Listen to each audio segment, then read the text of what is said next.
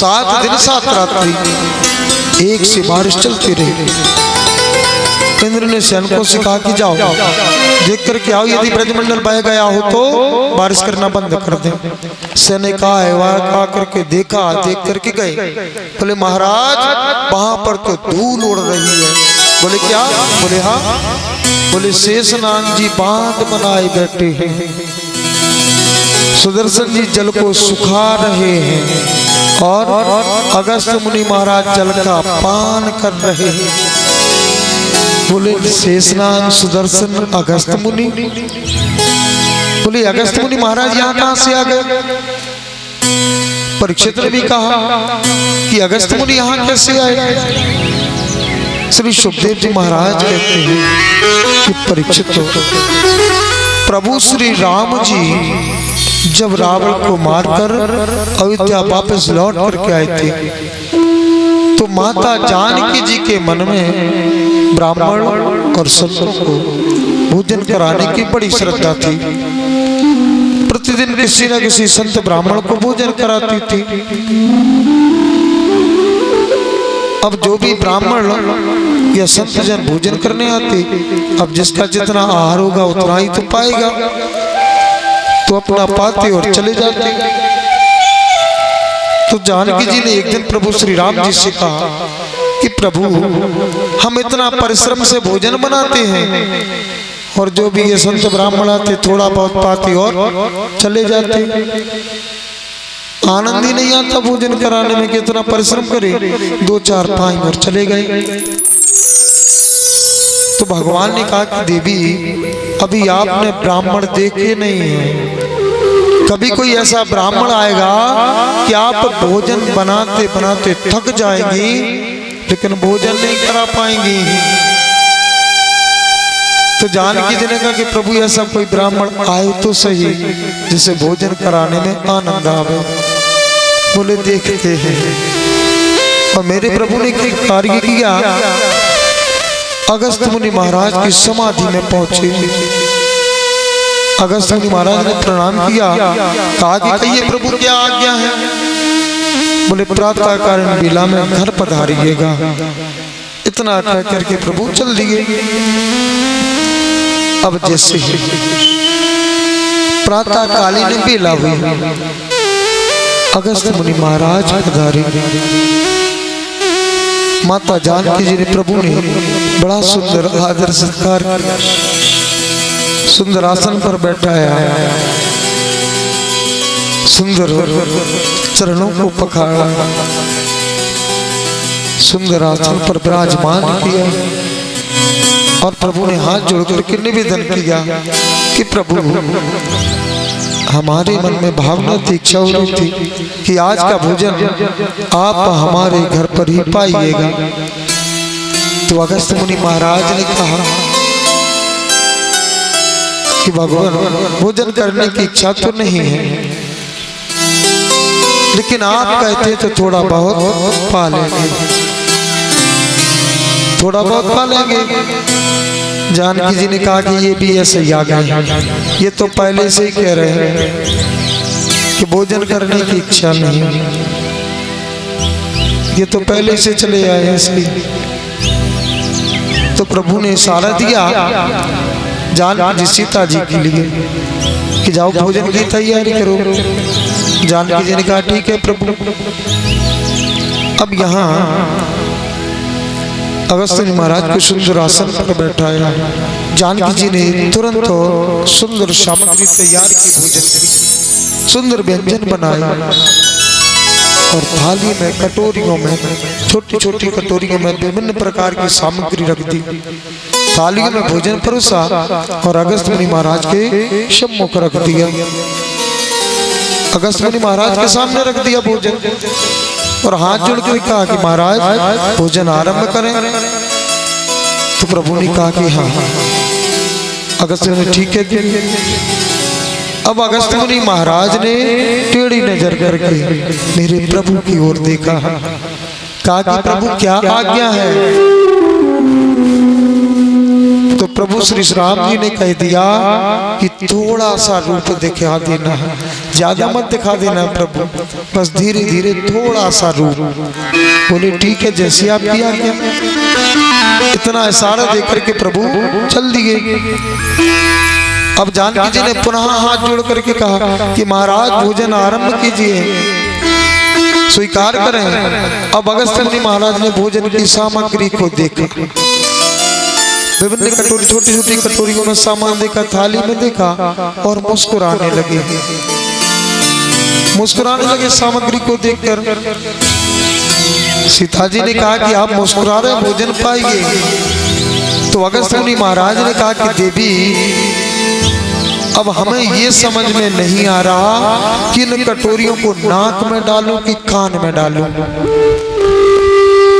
भोजन कराना है तो ठीक से कराओ, अन्यथा भी कुछ नहीं बिगड़ा। अब तो जानकी जी के मन में श्रद्धा बढ़ गई कि चलो कोई ऐसा ब्राह्मण आया तो सही जिसने ये कहा कि नाक में डालो कि कान में, कराना है तो ठीक से कराओ। अब तो जानकी जी को और श्रद्धा बढ़ गई। बोले नहीं महाराज, आप भोजन पाइए, हम और सामग्री तैयार करते। अब जानकी जी रसोई घर में पहुंची, सामग्री तैयार करने लगी। सुबह से शाम हो गई, सुबह से सायंकालीन बेला हो गई, भोजन चल रहा।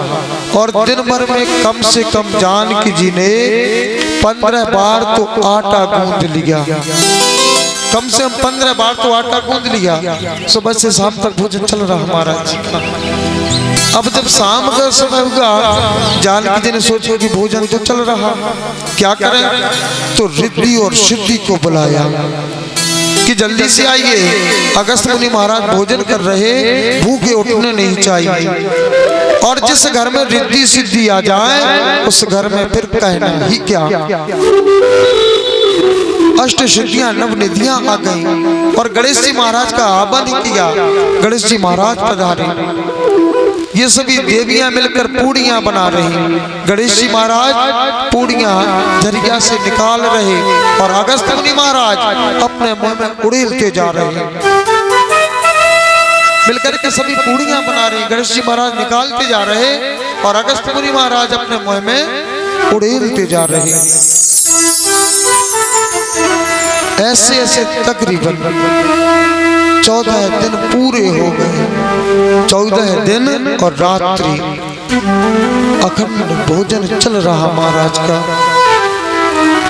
जब 15वां दिन आया और जानकी जी के चेहरे पर चिंता की लकीरें, क्योंकि जितनी पूड़ियां बनाने वाली थी सभी परेशान हो गई।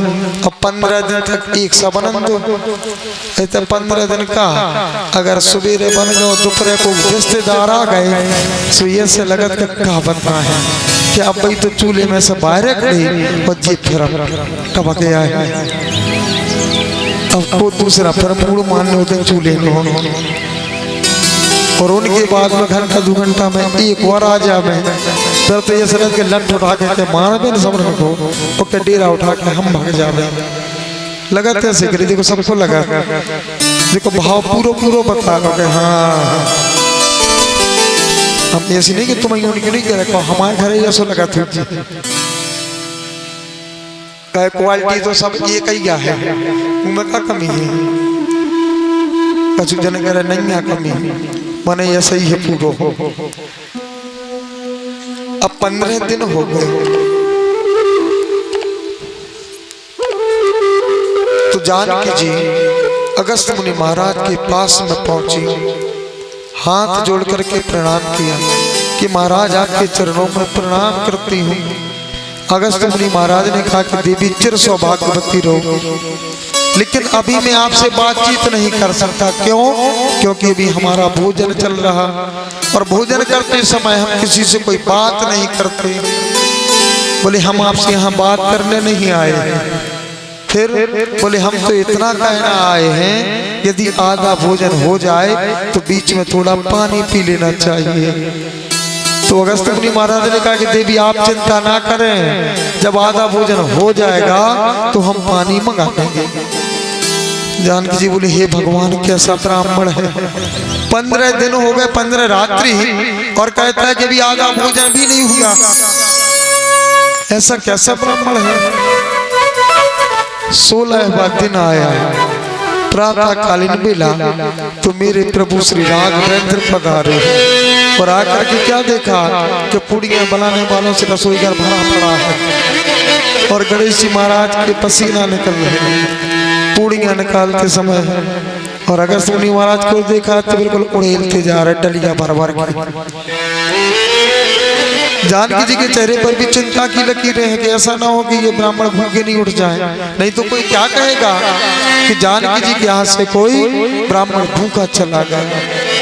ये चिंता की लकीर, भोजन कराने के लिए केवल चिंता क्या है कि ऐसा ना हो कि कोई ये कहे कि कोई ब्राह्मण आया था भोजन करने और जानकी जी के यहाँ से भूखा चला गया।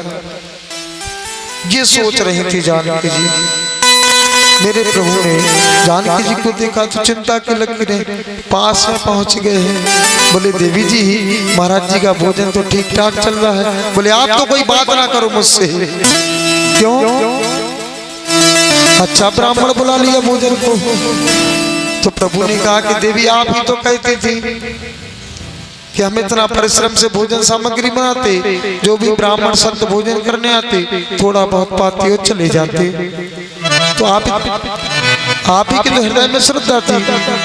बोले अच्छा ब्राह्मण बुला लिया आपने, इसने तो हमारी सारी श्रद्धा की टांग तोड़ दी। 15 दिन हो गए, कहता है कभी आधा भोजन नहीं होगा। बोले जो श्रद्धा थी इसने पूरी तोड़ दी, अब आगे से ऐसा ब्राह्मण मत बुला। अब अगस्त मुनि महाराज ने पर टेढ़ी नजर करके प्रभु को देखा कि प्रभु क्या आज्ञा है, रुक जाए कि चले चले हैं। भगवान ने कहा बस ठहर जाओ, इतना ही बहुत है। तो प्रभु राम जी ने सदा दिया जानकी जी को। और यहाँ अगस्त मुनि महाराज ने डकार ली और आवाज लगाई कि देवी जल लेकर के आओ। तो अंदर से जानकी जी ने कह दिया हमारे यहाँ जल की कोई व्यवस्था नहीं। क्यों? जब भोजन का पता नहीं तो ना जाने पर जल कितना पिएगा। अब 2-4-10 घड़ी से तो काम चलने वाला है नहीं। तो कह दिया कि हमारे यहाँ जल की कोई व्यवस्था नहीं। तो अगस्त मुनि महाराज ने भी कह दिया कि देवी जब हम जल का पान भी करते हैं तो ठीक तरह से करते हैं, 2-4-10-50 टैंकर से काम नहीं चलने वाला।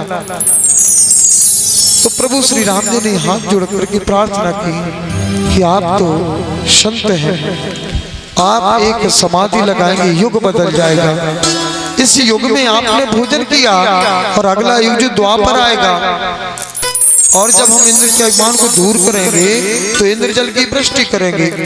तो इंद्र महाराज जो भी जल की वृष्टि करेंगे आप उस समय पधारिए और जल का पान करें। और जैसे जल की वृष्टि हुई प्रभु ने गोवर्धन नाथ को उठाया और यहाँ प्रभु ने मन ही मन आह्वान किया कि अगस्त मुनि महाराज आप जहाँ कहीं भी हैं अपने इस जल का पान करें। तो अगस्त मुनि महाराज ने आकर के जल का पान किया।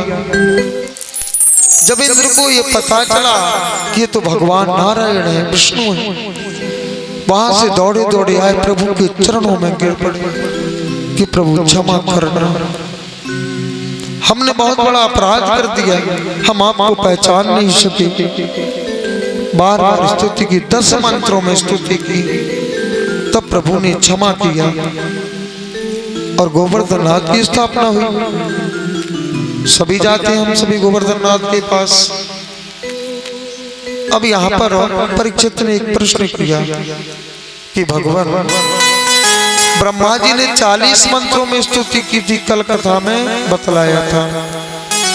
40 मंत्रों में स्तुति की थी तब क्षमा किया था, और इंद्र ने केवल 10 मंत्रों में स्तुति की और क्षमा कर दिया। ये बात कुछ समझ में नहीं आई।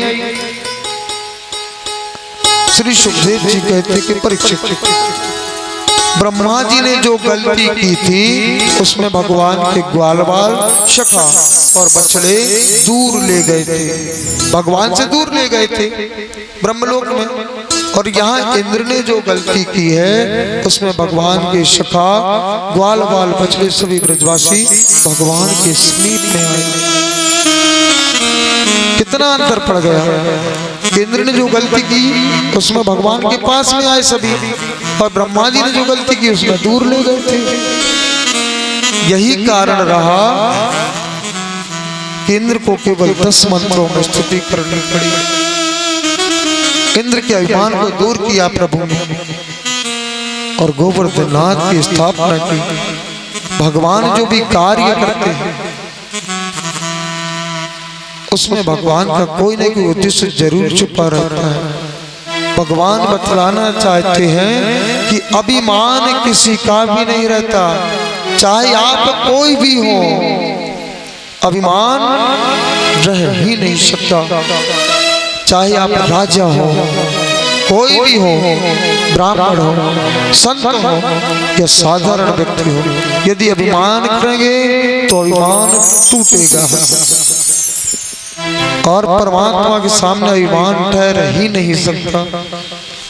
और फिर अभिमान किसका करना, किस बात का अभिमान करना? अरे है क्या हमारे पास में जिसका हम अभिमान करें? जो कुछ दिया है परमात्मा का दिया है, और परमात्मा जब चाहे दे दे और जब इच्छा हो जाए सो ले ले। हम कुछ नहीं कर सकते जब हमारा श्वास प्राण हमारा नहीं। और हमें जब ये भरोसा नहीं कि हम अभी श्वास ले रहे, आगे जाकर के ले पाएंगे कि नहीं ले पाएंगे, इसलिए कहते हैं श्वास श्वास पर कृष्ण भजे, व्यथा श्वास जन खोय, ना जाने किस श्वास की आवन हो ये न हो। श्वास श्वास पर कृष्ण भजे, प्रत्येक श्वास के साथ में परमात्मा का नाम बजना चाहिए। व्यथा श्वास जन खोय, यदि बिना नाम के श्वास निकल गया तो उसका पश्चाताप करो। अरे हम नहीं जानते कि कौन सा श्वास निकल के वापस आएगा कि नहीं आएगा। श्री राधे।